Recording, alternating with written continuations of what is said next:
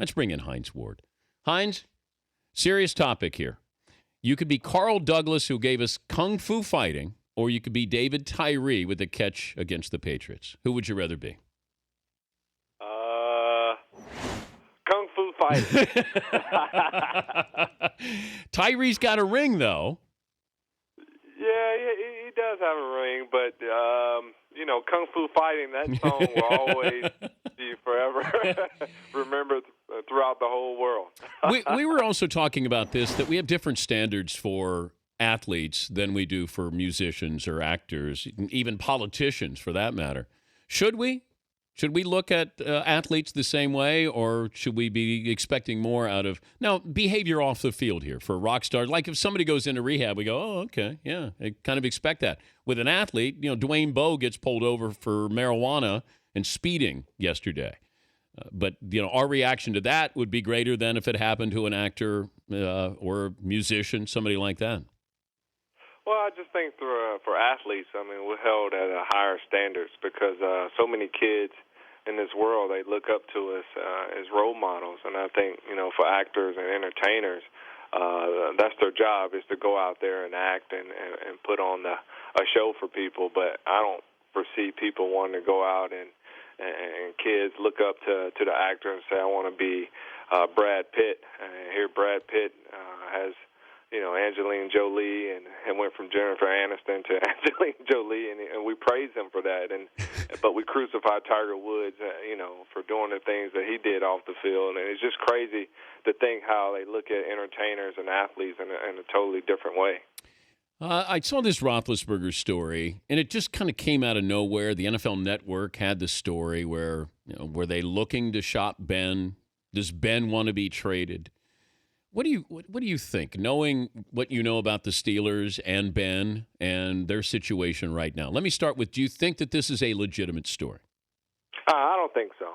I just think, when the Pittsburgh Steelers are struggling, they need to talk more than about what's going on and what bigger story than someone to put out there, Ben asking to be traded or the Steelers are shopping Ben around to other teams. But I don't foresee that. I just always see Ben as being a Steeler for life, and seeing him in another uniform, I just couldn't fathom him doing that. So I don't know where the story came from, but like it is, it's a story, and there's no truth to it.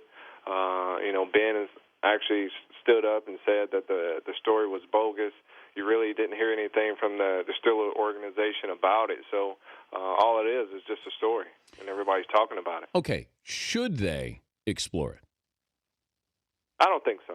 I think for Ben, he just has a knack for playing his style of football in Pittsburgh, and I think, you look around the league and what teams are doing. The Steelers' offensive line is really having a bad year. They're struggling trying to protect Ben, and I just think, with that and Ben wants to pass the ball, offensive coordinator Todd Haley wants to run the ball. It seems like there's a clash within. So somehow, some way, it's Coach Tomlin's job is to make sure they get coaches and players all on the same page for one goal, and that's to try to win football games. Yeah, but they're not ready to win. Now, I know that maybe they salvaged this season, but if I'm the Steelers, I want to get better, and I can say to my fan base, we're going to get better, but we have to take a couple of steps back. Are the Steelers in a rebuilding mode? Because it's not reloading, is it? It's an old team. Well, I just think it's going to get worse before it gets better.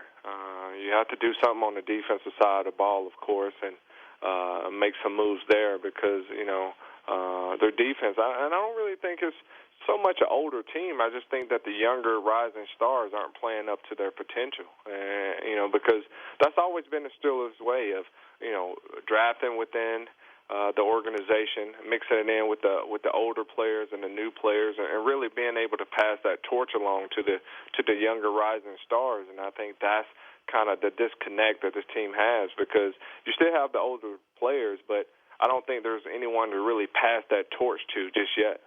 He's Hines Ward joining us, Dan Patrick Show. Ed Reed, interesting situation with the Texans. I don't know if speaking up, criticizing, got him out of town. Maybe he wanted to get out of town. Do you think he gets picked up by somebody for the stretch run? I don't know. It's kind of late in the ball game. He's right now. expensive to But pick up. It's almost a $500,000. Yeah, he's not I a don't bargain to think pick anyone up. can really afford him right now. But you don't think that he gets picked up? Unless somebody's desperate and they really want to make a run. Like Denver. During the playoffs. Denver, I could see Denver. I could see Denver picking him up and trying to make a run at the Super Bowl. But it'll probably be one of those contenders teams. I could see New England Patriots picking him up. Yeah. To be honest with you, I mean, Coach Belichick has been known to he he's loves willing him. and dealing every week. So I could see Ed Reed actually signing with the Patriots. Who do you think was more important to the Ravens' success, Ray Lewis or Ed Reed? By far, Ray Lewis. I mean, even on the sideline when he was hurt, he was still the emotional leader. Guys still went to the sideline. He was still getting those guys fired up.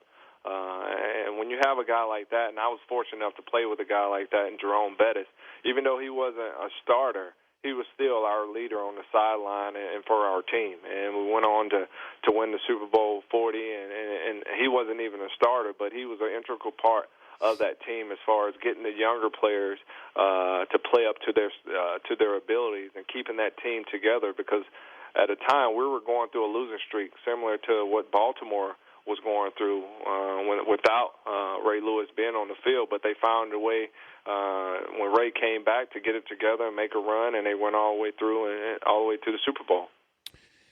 I don't have anything else to add with incognito Jonathan Martin's story with the Dolphins, but there's still a disconnect there. We're still missing something. It's like a jigsaw puzzle, and there's a big piece of the puzzle that we can't find right now.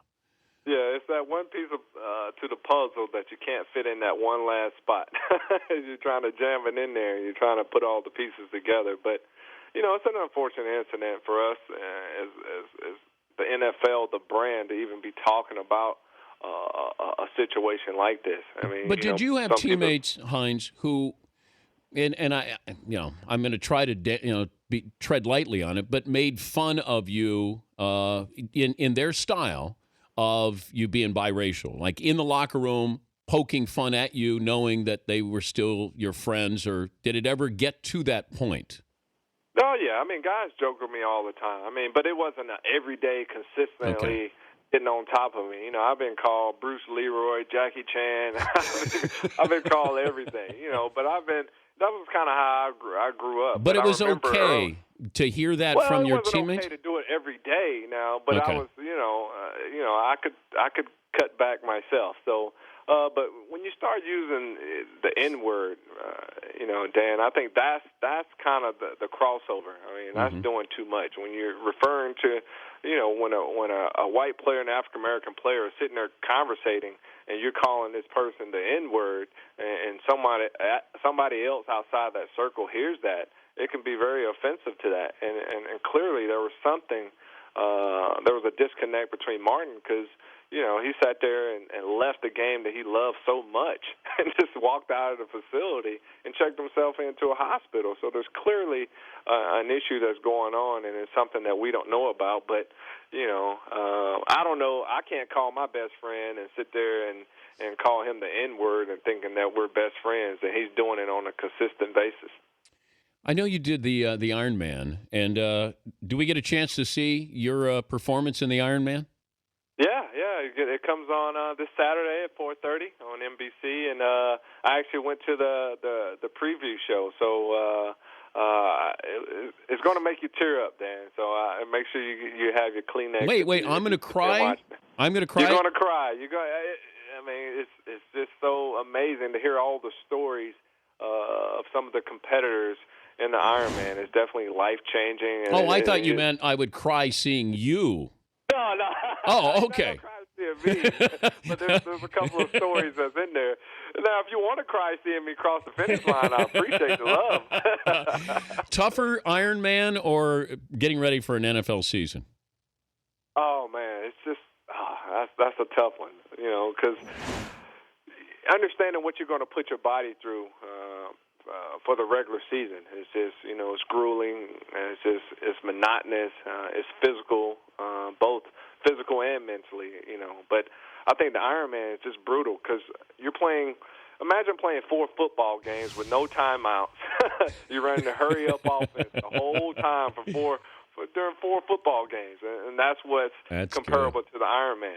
That's awesome. That's a great comparison. Hey, great to visit with you, and great stuff on Football Night in America. I wanted to be able to tell you that again, but thanks for joining us. Appreciate it, DP. All right, that's Hines Ward, also an analyst on Football Night in America, and the Ironman. So he said Saturday at 4:30 on NBC. The Dan Patrick Show, weekday mornings on Audience.